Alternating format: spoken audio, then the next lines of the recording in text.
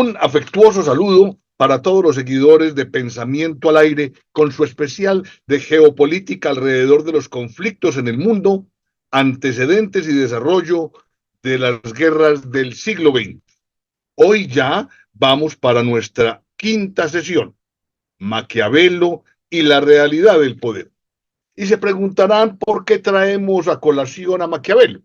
Pues resulta que es que los conflictos resultan del choque de intereses, pero los intereses chocan y alguno se quiere imponer, y se impone siempre y cuando acumule y sepa desarrollar y aprovechar las capacidades que desarrolla para sacar adelante sus propósitos. Ese sacar adelante tiene que ver con el poder, la capacidad de hacer, y eso es lo que nos convoca el día de hoy. El día de hoy. Nicolás Maquiavelo nace entre 1469 y el 527, es historiador, filósofo, político italiano, y se dedica a reflejar, a estudiar y a evidenciar cuáles son las habilidades políticas, que muchas veces tienen que ver no con la moral, sino con la amoralidad, y hacen que hoy su nombre sea aceptado a través del mundo de la teoría y la historia política, y trabaja alrededor de lo que es la astucia y la duplicidad. Él, pues, era funcionario público, entonces sabía mucho de las prácticas de su tiempo. Era diplomático de la República de Florencia en Italia. Le tocó, por ejemplo, ser testigo de cómo la familia Borgia en algún momento del tiempo se apoderaba de las capacidades de poder de las otras familias de la Florencia de la época. Aquí vemos a Alejandro VI, papa, con su hija y amante Lucrecia, y con su hijo, también amante de Lucrecia, César. Los estudiosos y eruditos dicen que el príncipe de Maquiavelo está asociado íntimamente, no solamente con el comportamiento de César Borgia, sino con las recomendaciones que él, en términos teóricos, le hacía. En el transcurso de sus misiones diplomáticas dentro de Italia, conoció a muchos gobernantes y tuvo ocasión de estudiar sus tácticas políticas, en especial las de César Borgia, como lo hemos dicho, que en su momento trataba de extender las posesiones de su familia en Italia central. Hoy por hoy, el príncipe es considerado una obra magna en términos de política. En la práctica se ha considerado el maquiavelismo con la falta de principios morales y su obra como una sátira a la tiranía. Pero antes de juzgar sus escritos, debemos tener en cuenta que el contexto histórico donde está situada su obra es en los actos políticos y en los gobiernos del siglo XV, donde eso era lo que se veía, la tiranía y los gobiernos injustos que predominaban. Además, su país vivía en una situación que lo tenía al borde de una guerra y estaba dividido, y había partes donde los bárbaros habían invadido y tomado posesión. Ese era el gran temor de él. Él decía que si no se unían los príncipes de la época, pues iban a ser presa fácil de sus enemigos. Maquiavelo trató de ver que las cosas se realizaban desde el punto de vista práctico. Una cosa es la teoría y otra cosa es la práctica, otra cosa es el buen decir y otra cosa es la actuación. Se olvidó en su momento de la ética cristiana, de la bondad y la justicia, y se concentró en los actos que realmente eran hechos por los príncipes para conquistar y conservar el poder. Esto es muy importante porque los actores del poder o tienen el poder y lo quieren conservar, o no tienen el poder y creen o consideran que ya es hora de tenerlo, o no tienen el poder y quieren ser partícipes de lo que está sucediendo. Eso entonces son las dinámicas que giran alrededor del poder. Básicamente, lo que él dice es, en su Príncipe, su obra máxima, cómo conquistar y mantener el poder político. Durante los siglos XVI y XVII, eso era un frenesí. En plena época post y pre-renacimiento, las luchas políticas internas eran terribles. Por las características del libro, estas obras de Maquiavelo siempre han sido criticadas. Y entonces hasta se acuñó el tema, el adjetivo de que X es como Maquiavelo, es maquiavélico.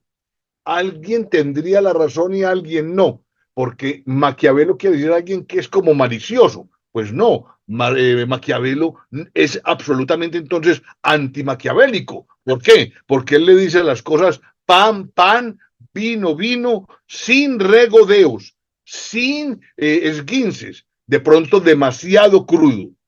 Muy bien, de los personajes históricos que se han referido a Maquiavelo y que han reconocido que ha sido su obra principal que los ha acompañado, aparecen Napoleón y Tomás Cromwell, también el sultán Mustafa III, que mandó traducir la obra.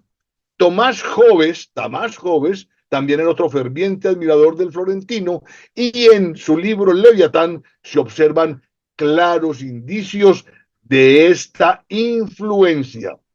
También tenemos críticos, entre los que se encuentran Bacon, Rousseau, Montesquieu, Diderot y Bodin. Con Maquiavelo, como que no hay puntos medios. O se está de acuerdo con él, o con no, o que no. Él es un autor universal en cuestiones políticas. La realidad, obviamente, interpretada a la luz del tiempo, adquiere aristas, luces y sombras. Por eso algunos lo consideran un pensamiento cruel y despiadado, pero es además mucho más complejo que éxito. Alguien podría decir que El Príncipe, su obra principal, es un manual de mañas políticas, donde la ética es dejada a un lado para lograr el ejercicio de la conservación del poder.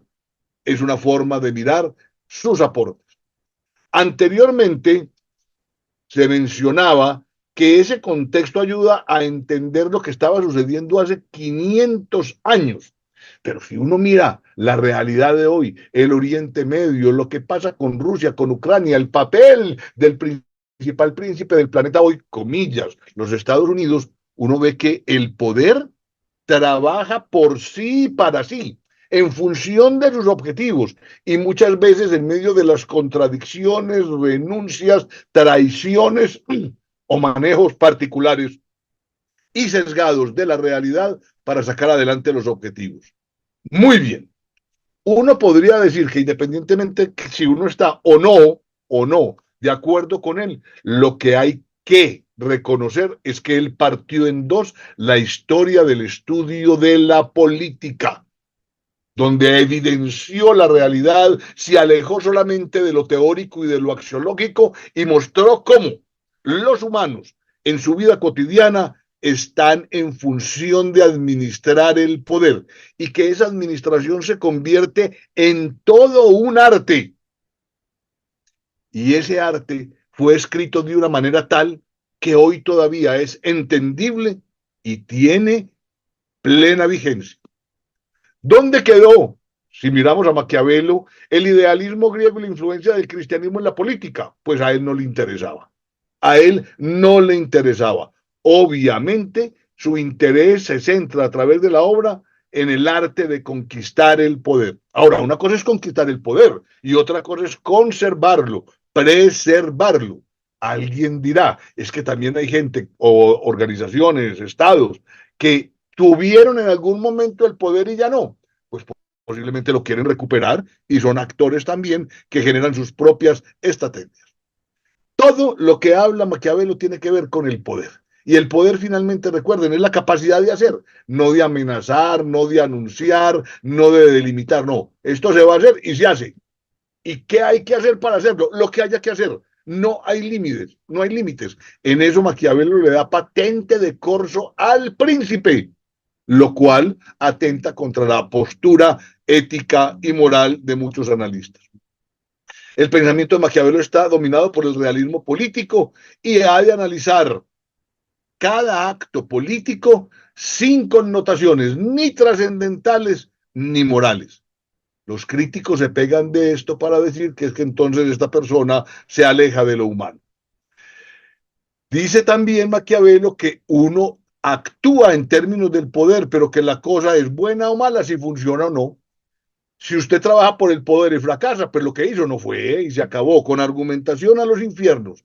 En cambio, si gana cualquier cosa que hizo para conquistar el poder, para consolidar el poder, es válida, es válida. Muy bien, es importante en este tipo de situaciones encontrar también raíces del pensamiento en la personalidad del político. El político ha de ser una persona hábil, capaz de manipular situaciones valiéndose de cualquier medio. Ha de poseer destreza y una equilibrada combinación de fuerza y tesón, además de intuición para sortear los obstáculos que se le presenten y una carencia total de escrúpulos. A lo que vinimos. También Maquiavelo aporta un ingrediente que es muy especial. Fuera de estos atributos, el príncipe ha de tener una pizca de suerte. Muy bien. Algunos hablan de la doble moral. Y la doble moral, pues, es una cosa muy cuestionada en Maquiavelo. Ha de ser capaz de actuar según los cambios momentáneos, buscando apoyo o forzando traiciones según las circunstancias. Ese es el consejo que él le da al príncipe. Pilas, su objetivo está por encima de todas las intenciones. Lo que usted tenga que hacer para preservar el poder, lo tiene que hacer. Es claro e insisto, estamos colocando sobre la mesa el pensamiento del principal reflexionador sobre el poder. Y recuerden que estamos estudiando los conflictos en el mundo y quienes generan los conflictos son actores que ejercen el poder. Por eso es importante mirar todos los ángulos y entender que por eso algunos analistas importantes dicen que antes de cualquier conflicto hay que agotar cualquier tipo de trabajo, cualquier tipo de esfuerzo para evitar el conflicto. Porque es que cuando ya se arranca el conflicto, quiere decir que se renunció a la razón. Y cuando se renunció a la razón, usted no le puede pedir lógica a los acontecimientos que vengan.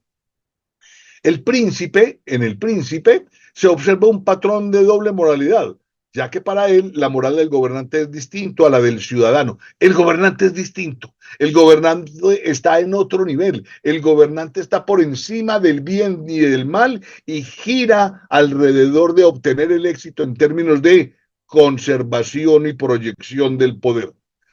La estructura de su doctrina gira en torno a cómo el político consigue y se mantiene en el poder. En consecuencia, el político no debe poseer virtud alguna, pero ha de estar en condiciones de simular poseerlas todas, lo que supone actuar con absoluta indiferencia ante el bien y el mal, ejerciendo el despotismo. De él es la aseveración que se convirtió en una máxima: los fines justifican los medios. Usted, amable televidente, usted podrá decir, ¿estoy de acuerdo o en desacuerdo? Pues claro, pero es que ante el ejercicio del poder y la realidad, cada quien trabaja por sus intereses y responde por sus actuaciones. En El Príncipe se utiliza una frase: el fin justifica los medios, donde no importa la moral o la ética para lograr el objetivo. Todos los actos están justificados por el fin que se pretende lograr.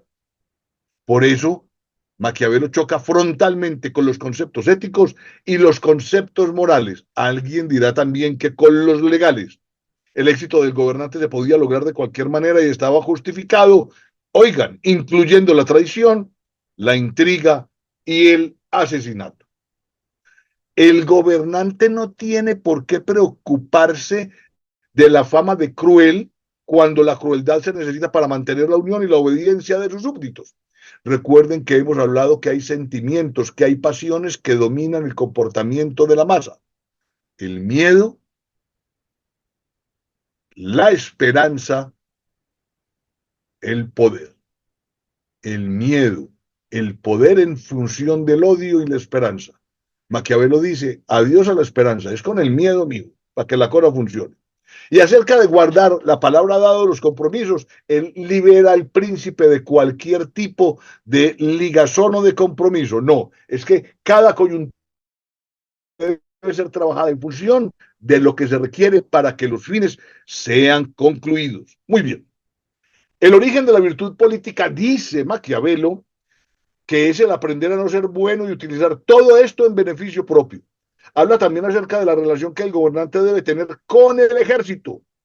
Dice que el gobernante debe dominar, no solamente conocer, dominar el arte de la guerra, pues esto le va a servir para obtener la estimación de sus soldados, conocer a su país y entender mejor su defensa. Es que el ejército es el brazo armado del poder. Maquiavelo resalta dos actitudes del pueblo hacia el gobernante: el amor y el temor. Y a él le preguntas, ¿es mejor ser amado o temido? Dice que ojalá se tuvieran las dos posibilidades, pero que si hay que escoger, es mejor ser temido, debido a que los hombres tienen menos miedo de ofender a los que aman, pues el amor está mantenido por un vínculo que debido a la naturaleza mala y despiadada del hombre que se rompe, pero el temor se mantiene por el miedo al castigo. Fíjense que él es absolutamente pragmático. Es que si me quieren, ellos están convencidos de que yo voy a ser tolerante. En cambio, si me temen, ellos saben que si estoy disgustado, entonces yo los castigo. Es una lógica, es una lógica.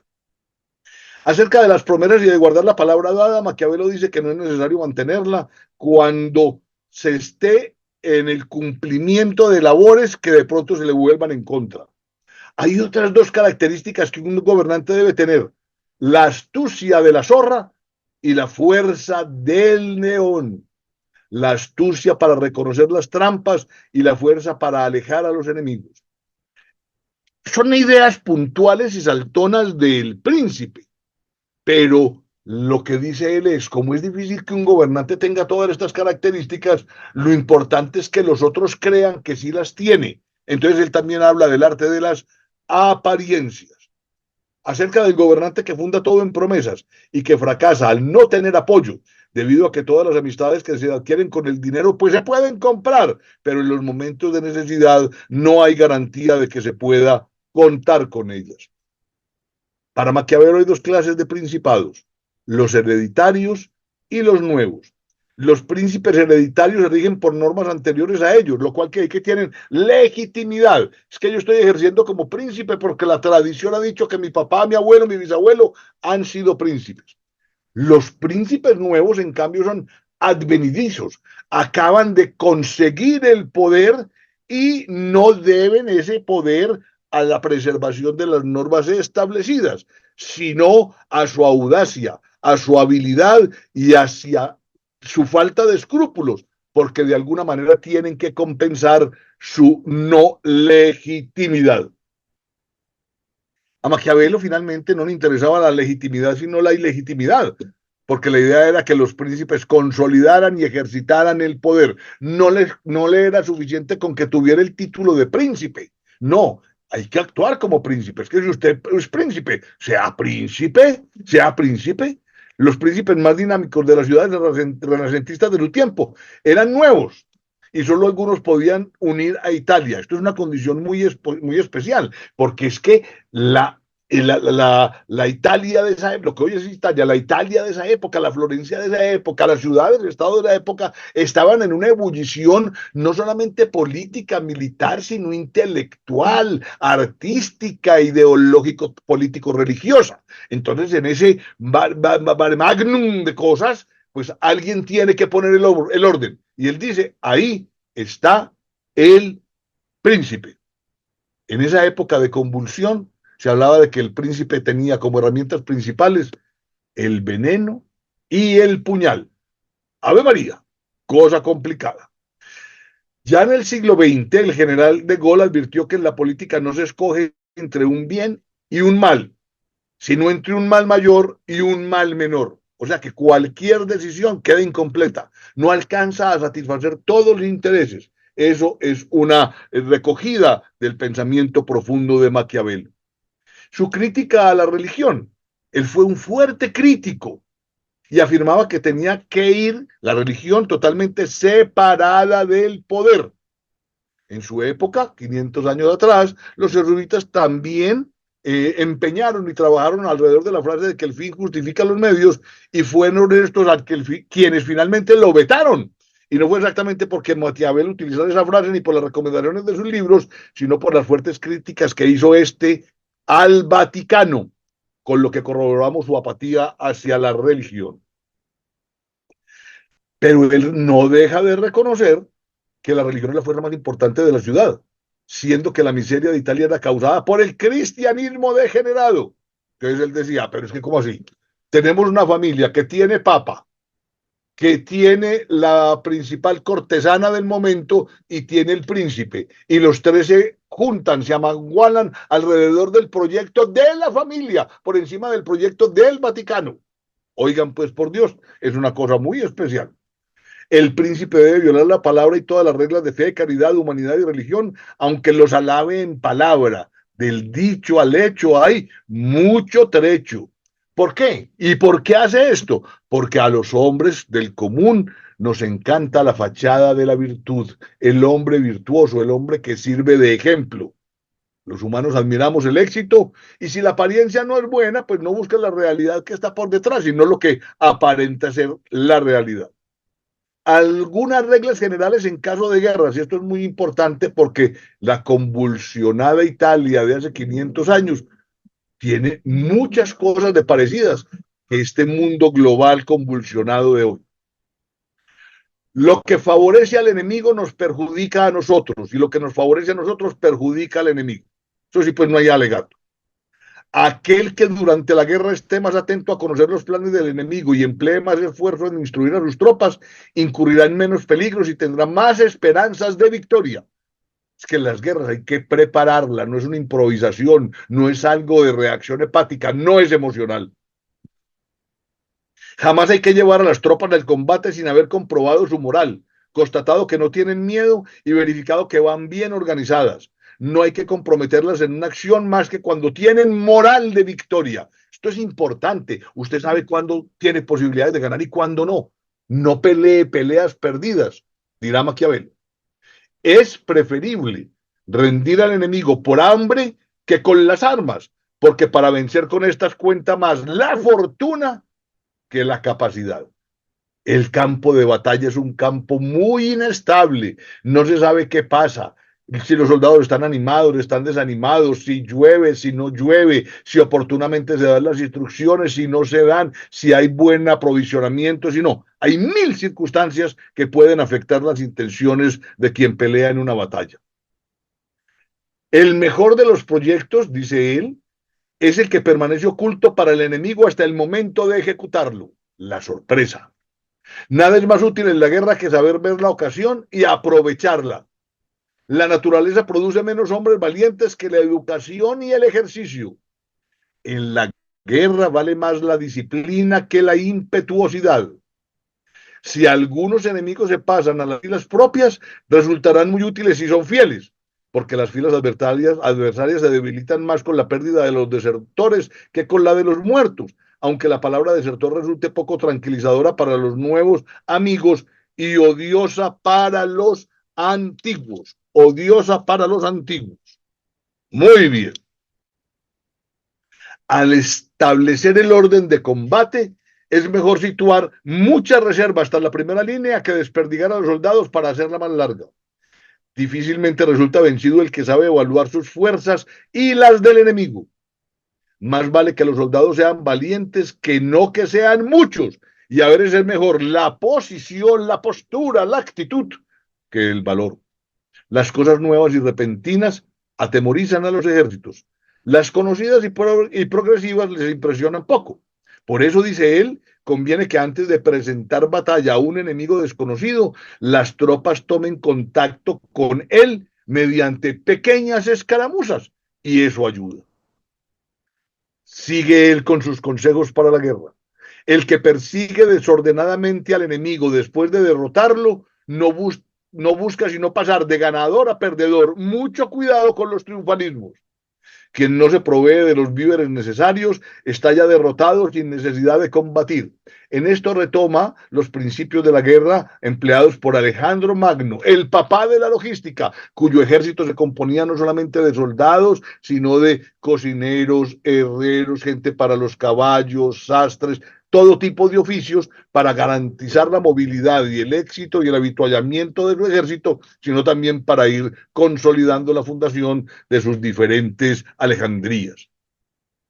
Quien confía más en la caballería que en la infantería, o al contrario, escogerá en consecuencia el campo de batalla. No todos los campos de batalla se proporcionan mejor para los diferentes tipos de fuerza. La caballería implica velocidad, espacio, la infantería, agrupación. Si durante el día se quiere comprobar si ha entrado algún espía en el sector propio, se ordenará que todos los soldados entren en sus alojamientos. Alguien desconocido será evidenciado. Hay que cambiar de planes si se constata que han llegado a conocimiento del enemigo. Entonces, la sorpresa también implica tener la capacidad de movilidad. Por eso la diferencia entre la estrategia como gran implementador del qué para llegar al cómo, pasando a la táctica. Son los cambios de ese cómo mientras se va desenvolviendo. Hay que aconsejarse con muchos sobre lo que se debe hacer y con pocos sobre lo que se quiere realmente hacer. Un círculo muy cerrado. Es que usted no puede estar comentando con todo el mundo lo que piensa hacer porque las lenguas se sueltan. En los acuartelamientos se mantendrá la disciplina con el temor y el castigo. En campaña, con la esperanza y la recompensa. Los buenos generales nunca entablan combates si la necesidad no los obliga o la ocasión no los llama. Algunos pensadores de la guerra dicen que el mejor general es aquel que gana las batallas sin pelearlas. Sin pelearlas. Hay que evitar que el enemigo conozca nuestro orden de combate. Cualquiera que sea este, debe prever que la primera línea pueda replegarse sobre la segunda y la tercera. Si se quiere evitar la desorganización en el combate, una brigada no debe emplearse para otra misión distinta de la que se le tenía asignada. Foco, orientación, concentración, no improvisación, a no ser ya ante un caso desesperado. Las incidencias no previstas son difíciles de resolver, las meditadas, fáciles. El eje de la guerra lo constituyen los hombres, las armas, el dinero y el pan.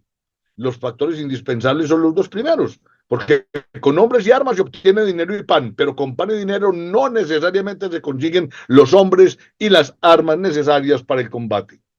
El no combatiente rico es el premio del soldado pobre. Hay que acostumbrar a los soldados a despreciar la comida delicada y la vestimenta lujosa, que haya agilidad, que haya capacidad de movilidad sin apegos a lo material. En términos de la imagen que se tiene y la que se proyecta, dice Maquiavelo que el príncipe debería aparentar una imagen de bueno, aunque sea malo. Hoy en día importa más la apariencia que la realidad. Las cosas, como señala Baltasar Gracián, comúnmente no pasan por lo que son, sino con lo que parecen. Ojo con esas realidades a medias, con esas verdades a medias. Hoy día importa más la apariencia que la realidad. Las cosas, según Baltasar, comúnmente no paran por lo que son, sino por lo que parecen. La apreciación más certera en torno a la importancia de la apariencia fue externada por Maquiavelo cuando señaló que los hombres en general juzgan más por los ojos que por las manos, ya que a todos es dado ver, pero palpar a pocos. Cada uno ve lo que le parece, pero pocos palpan lo que eres y estos pocos no se atreven a enfrentarse a la opinión de muchos. En consecuencia, el político no debe poseer virtud alguna, no se preocupe por eso, pero ha de estar en condiciones de simular poseerlas todas, lo que supone actuar con absoluta indiferencia ante el bien y el mal, comportamiento moral con absoluto despotismo. En temas de gestión pública, algunas de las recomendaciones de Maquiavelo son estas. En términos de reformas administrativas, esto es muy importante. El innovador se transforma en enemigo de todos los que se beneficiaban con las leyes antiguas y apenas si se granjea una amistad tibia de quienes se beneficiarán con las innovaciones. Él reconoce que cambiar es muy difícil, que el leseferismo, que la costumbre, que la tradición, esas inercias son más fáciles de manejar. Con respecto a la ética y la transparencia, no es indispensable que el príncipe posea virtudes, pero sí es indispensable que aparente poseerlas. Insiste en esto. Con relación a la evaluación y la gestión pública, al principio los males son fáciles de curar, pero difíciles de conocer, mientras que luego, cuando son fáciles de conocer, ya no son fáciles de curar. Por eso el principio de oportunidad, la capacidad de proaccionar y cuando toca, de reaccionar. para que no sean los otros los que tomen la iniciativa y yo tenga que plegarme a sus mandatos o sus caprichos. ¿Qué tiene que ver este señor Maquiavelo con los políticos actuales? Pues él se sigue soportando. Todos ven lo que pareces, pocos sienten lo que eres. La modernidad de Maquiavelo parece radicar en el énfasis que puso en el Estado como un cuerpo soberano que mantiene su vigor y unidad mediante una política de fuerza. Estado igual poder, Estado igual poder, igual fuerza. Y eso genera condiciones claras. Y eso lo dice él de frente, sin ambajes. Por eso hablar de que Maquiavelo es maquiavélico es un poco inexacto. Él es absolutamente claro, como que no le da pena decir lo que piensa y lo que hay que hacer. Actitud de los políticos actuales. La mayoría de las actitudes de los políticos actuales en situaciones prácticas fueron descritas a la perfección con Maquiavelo. Nada más basta ver la actitud y comparar con lo que él escribió y mirarás qué tan vigente sigue siendo ese pensamiento. Casi todos los políticos profesionales son pragmáticos. Primero el resultado, ya después veremos cómo. Es decir, practicantes de las artimañas que recomienda Maquiavelo para obtener y conservar el poder, aun cuanto aparenten que no, y que les da miedo Maquiavelo, o que qué horror Maquiavelo. Muy bien. La función como presidente de un partido es ganar elecciones.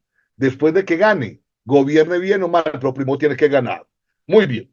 En conclusión, en la política los principios son los mismos de los cuales muchos repiten los mencionados por Maquiavelo. Solo cambian los actores.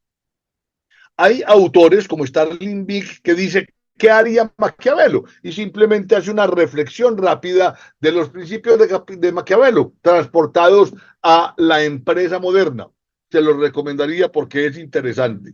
Es un libro que está a disposición de todos. Mirando la realidad, en ese texto está lo que dice Maquiavelo.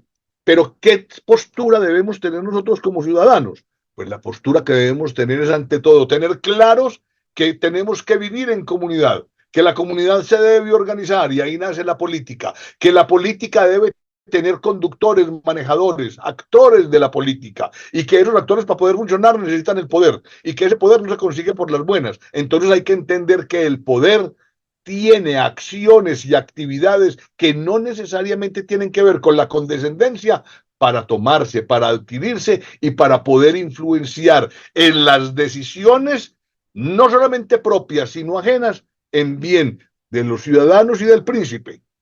Diría Maquiavelo, del príncipe y de los ciudadanos. Que tengan un muy buen resto de día y piensen en estas reflexiones de Maquiavelo que nos serán de mucha utilidad en los capítulos que vienen.